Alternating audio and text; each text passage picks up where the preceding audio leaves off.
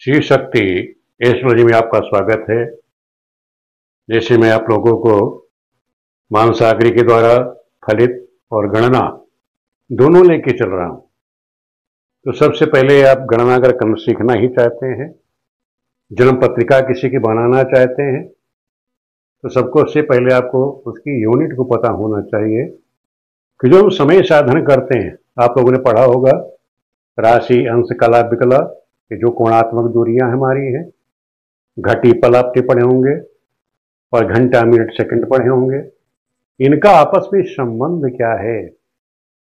जब तक आपको इनको आपस में संबंध आपको नहीं पता होगा, इसका मान कितने बराबर होगा, यानी अंश, राशि, अंश, कला का मान, घटा घंटा मिनट में क्या होगा या घटी पल में क्या होगा, जब तक ये आपको आपस में पता नहीं होगा कि घंटा मिनट से घटी पल कैसे बनाए जाते हैं, घटी पल से घंटा मिनट कैसे बनाए जाते हैं, राशि अंश कला को घंटा मिनट कैसे बदला जाता है, जब तक ये चीज का आपको ज्ञान नहीं होगा, यूनिट का ज्ञान नहीं होगा, तब तक आप जो कोई गणना करने बैठेंगे, ज्योतिषी गणना करने पड़ेंगे, कुंडली बनाने बैठ जाएंगे, उस समय आप लटक जाएंगे। आपको बड़ा कंफ्यूजन होगा कि हम बदले कैसे, इसका मान होता कैसे, क्योंकि बड़े बड़े ज्योतिषी जो है गणना में ही जाके फंस जाते हैं और वो गणना को छोड़ करके केवल सीधा फलित पे आ जाते हैं।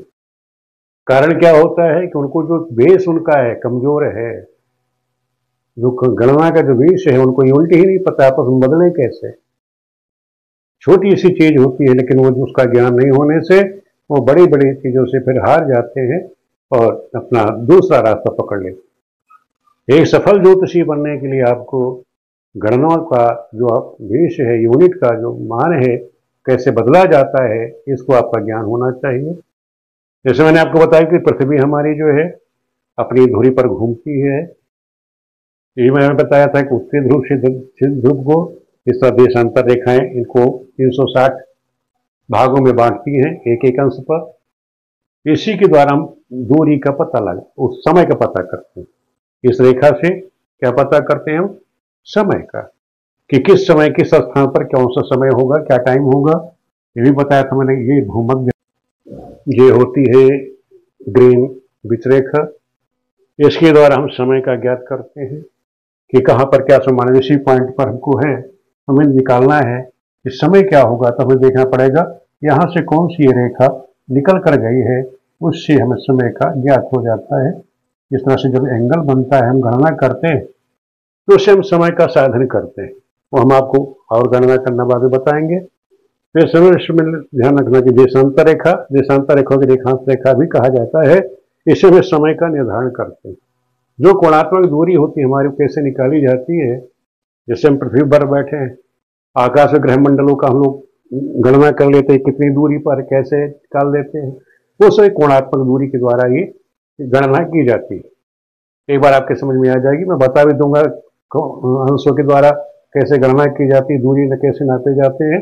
अगर आप लोग कहेंगे, कमेंट करेंगे, तो मैं वो भी सिखा दूंगा। आज हम समय की गणना लेकर चलेंगे कि जैसे मैंने बताया आपको कि पृथ्वी जो है 360 डिग्री 24 घंटे में घूमती है, यानी 24 घंटे यानी 60 घटी में वो एक चक्कर लगा लेती है। कौन? पृथ्वी हमारी अपनी दूरी पर एक चक्कर लगा लेती है। जितने 60 घटी में वो एक चक्कर पृथ्वी लगाती है।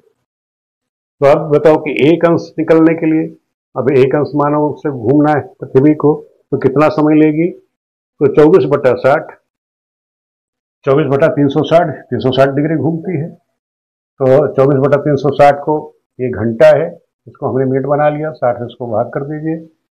जब 60 से इसको गुणा करेंगे तो 60 से ये कट जाएगा आपका 360, ये आएगा 6, 6 से 24 कट जाएगा, 6 चौक को 24, कितना आएगा? 4 मिनट। यानी पृथ्वी को एक अंश घूमने में आपको 4 मिनट लगते हैं। पृथ्वी जो है एक घूमने में, उसको एक अंश घूमने उसको 4 मिनट का समय लगता है। अब इसी प्रकार कह सकते हैं 24 घंटे ये पृथ्वी घूमती है 360 डिग्री, तो एक घंटे में कितना घूमेगी? 360/24।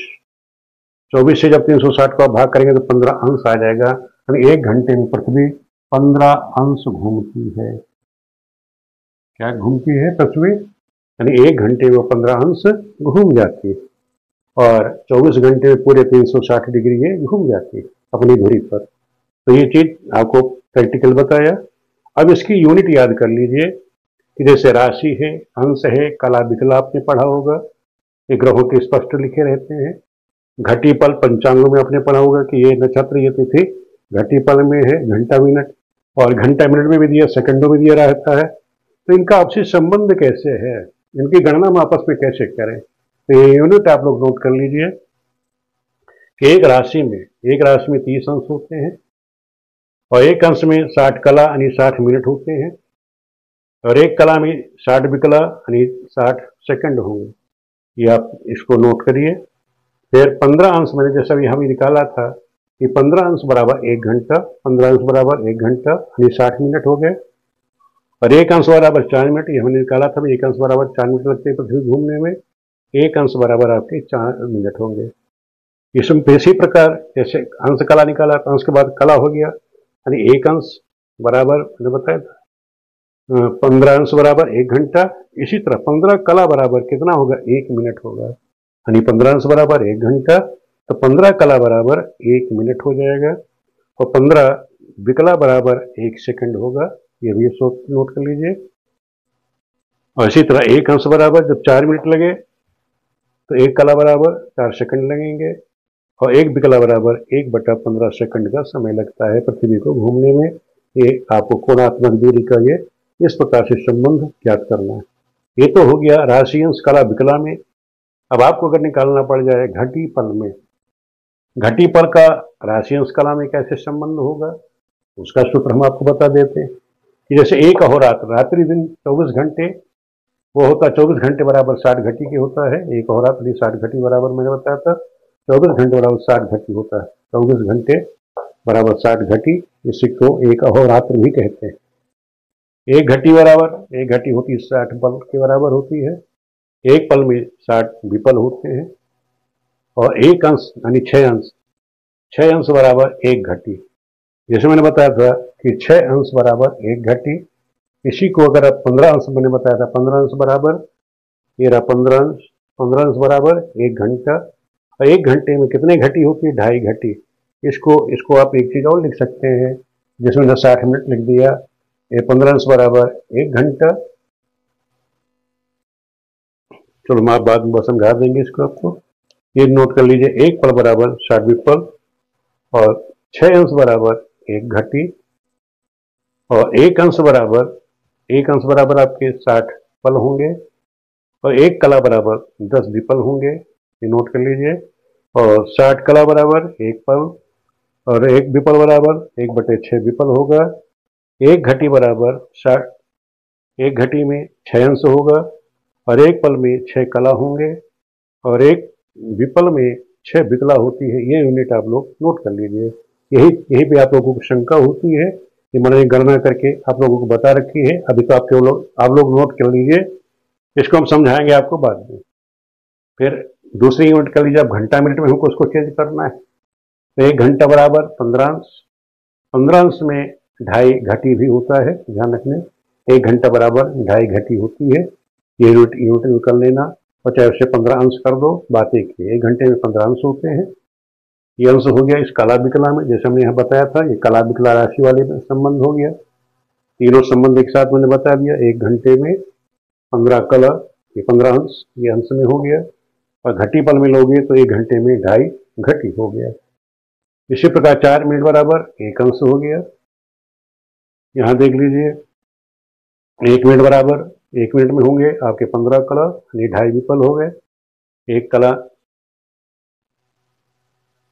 1 मिनट में 2.5 विपल होते, ध्यान रखना। 1 मिनट बराबर 2.5 विपल, और कला में लोगे तो 15 कला हो जाएगा। इसी तरह 4 सेकंड में 1 कला होगा, 1 सेकंड में 15 विपला होते हैं, 2.5 विपल हो गए, यानी 1 सेकंड बराबर 2.5 विपल। इस तरह डायरेक्ट भी कह सकते हो। और विकला में लोगे तो वो एक सेकंड में 15 विकला होंगे, और विपल में लोगे तो वो 2.5 विपल हो जाएंगे। इसी तरह 24 सेकंड बराबर 1 पल हो गया, 24 मिनट बराबर 1 घटी हो गई, 60 पल बराबर 1 घटी, और 1 पल बराबर 60 विपल के होते हैं। ये अपना सूत्र नोट कर, ये यूनिट जो है ये आपको हमेशा दिमाग में रहनी चाहिए, ये रटी रहनी चाहिए। अगर आपको गणना सीखनी है, कुंडली बनाना हाथ से सीखना है, या पंचांग बनाना है, पंचांग का निर्माण करना है, तो ये सभी यूनिटें आपके कंठस्थ रहनी चाहिए। जब तक ये चीज़ दिमाग में नहीं होगी, आप बड़ी से बड़ी गणना जब करने बैठेंगे वहाँ आपकी गाड़ी लटक जाएगी, क्योंकि आपको इस यूनिट का आपको ज्ञान नहीं है। वीडियो आपको कैसे लगी? वीडियो देखने के लिए आप सभी का बहुत बहुत धन्यवाद।